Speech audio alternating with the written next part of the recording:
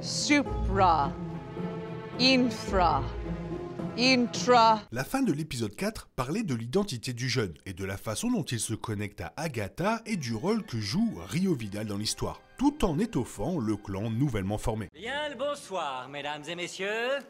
Nous sommes l'animation de la soirée.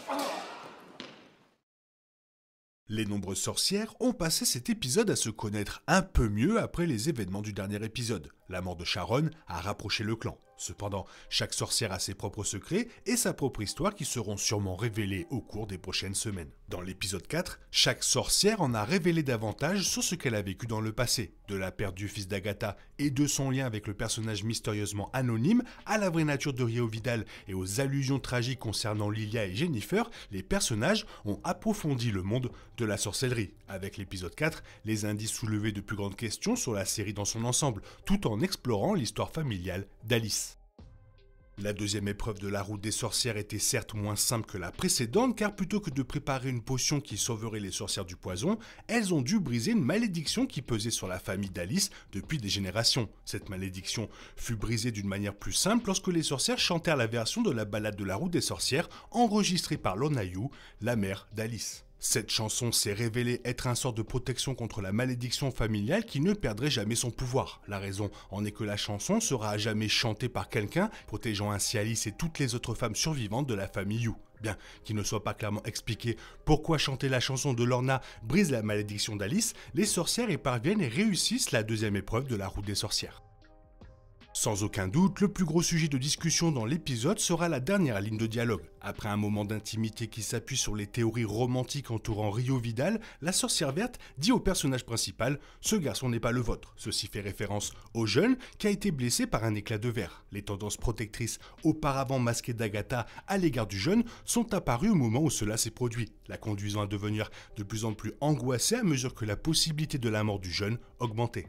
Cela est lié à l'autre théorie répandue selon laquelle l'adolescent est le fils d'Agatha, Nicholas Scratch. Toutefois, Rio casse apparemment cette théorie en disant clairement à Agatha que le jeune n'est pas le fils de cette dernière. Il reste à voir comment Rio sait cela, mais cela est lié à une autre théorie importante sur son personnage tout en soulevant d'autres questions intrigantes sur l'avenir de la série. Premièrement, les paroles de Rio mettent en évidence les éléments de preuve présentés par la série jusqu'à présent pour suggérer que le jeune n'est pas Nicholas Scratch. D'une part, il est de notoriété publique que le fils d'Agatha a connu un sort plus sombre que celui du jeune. Il a été déclaré dans l'épisode 3 que Harkness avait échangé son fils contre le Darkhold, ce qui a mené beaucoup à croire qu'il était soit mort, soit un agent de Mephisto, soit un autre type de démon dans le monde de la sorcellerie Marvel. Deuxièmement, les indices les plus importants sur l'identité du jeune le mettent en place que c'est le fils de Scarlet Witch, Billy.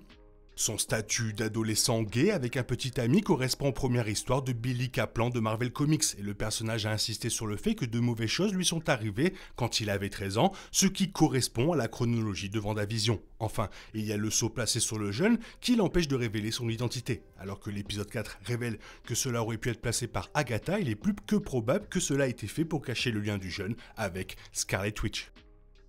À la lumière des paroles de Rio et de la boîte de Pandore qu'elle ouvre concernant le jeune, la question brûlante qui ressort de la fin de l'épisode est de savoir donc ce qui est arrivé à Nicholas Scratch. Si le jeune n'est effectivement pas le fils d'Agatha, il semble que le sort de Nicholas reste sans réponse. La question du jeune à Agatha sur ce qui lui est réellement arrivé peut laisser entendre que l'histoire de son échange de Nicholas contre le Darkhold n'est pas entièrement vraie. Si c'est le cas, Nicholas pourrait être en vie là quelque part.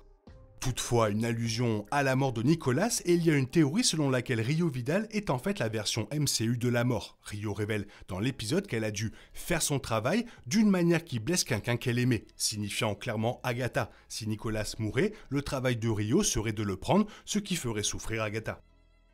La possibilité que Rio soit la mort a été évoquée dans l'épisode, donnant plus de crédit à l'idée qu'elle a éloigné Nicholas d'Agatha. Outre l'exploration de l'histoire de Rio avec Agatha, les autres indices sur son identité en tant que la mort proviennent du procès inspiré du disco sur la route des sorcières. Le premier indice fut lorsque Agatha et Rio parlaient dans la cabine de son. Rio a déclaré qu'elle était impatiente faisant référence au fait qu'elle attendait le moment de tuer Agatha. Elle a ensuite insisté sur le fait qu'elle faisait partie du clan pour attendre qu'Agatha tue les autres sorcières autour d'elle. Ryo a insisté sur le fait qu'une fois qu'Agatha l'aurait fait, je récupère mon corps. Ces deux commentaires sur la domination apparente de Ryo sur les morts soutiennent la théorie selon laquelle elle est vraiment la mort. Le dernier indice est venu alors que le jeune saignait. Agatha regarde Ryo d'un air suppliant et dit « Ne fais pas ça, cela implique que Ryo est la mort », Agatha lui demandant de ne pas emmener le jeune.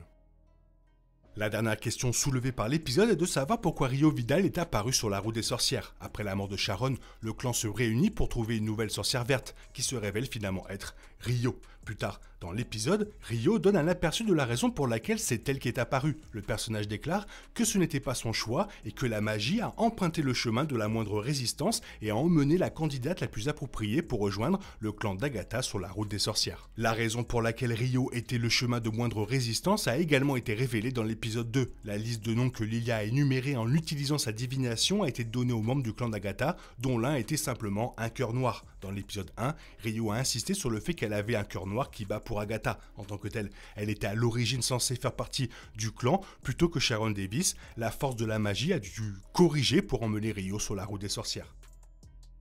Dans cet épisode, le clan partage les cicatrices de bataille et les histoires de leur passé après leur deuxième épreuve sur la route des sorcières. Lorsqu'Agatha est interrogée sur la sienne, elle montre une cicatrice sur son coude qui, selon elle, provient d'un combat. Agatha demande à ses camarades sorcières si quelqu'un a déjà entendu parler des filles de la liberté. Aucune d'entre elles ne connaissait ce nom et Harkness répond exactement. À cette fin, l'implication claire est que les filles, toutes les filles d'ailleurs, ont été vaincues par Agatha.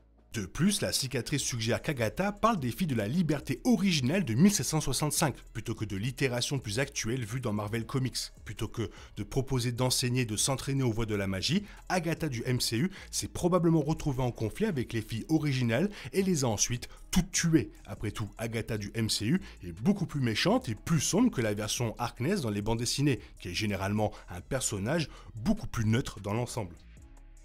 Bref, un épisode très intéressant. Toi, qu'est-ce que tu en as pensé? N'hésite pas à me le faire savoir dans la zone commentaire. Sinon, il est temps pour toi de reprendre le cours normal de ta vie. On se retrouve bientôt pour une nouvelle vidéo. Bisous, bisous, bye bye. Il est impossible de compter sur les autres de nos jours. On est obligé de tout faire soi-même. Je me trompe? Rien de grave. J'avais tout prévu. Où va le monde? Je vous le demande.